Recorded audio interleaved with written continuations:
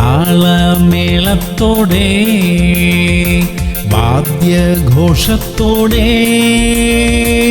ആടിപ്പാടി നമ്മൾ ദൈവത്തെ ആരാധിക്കാം.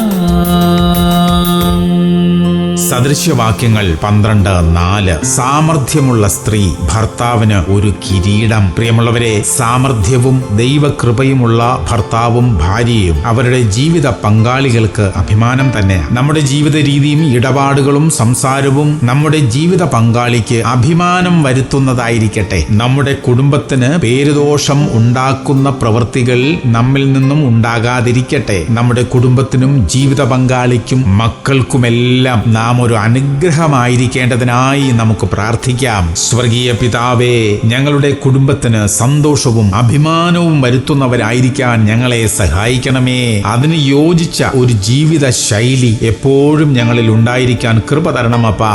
യേശു ക്രിസ്തുവിന്റെ നാമത്തിൽ തന്നെ. ആമേൻ, ആമേൻ, ആമേൻ.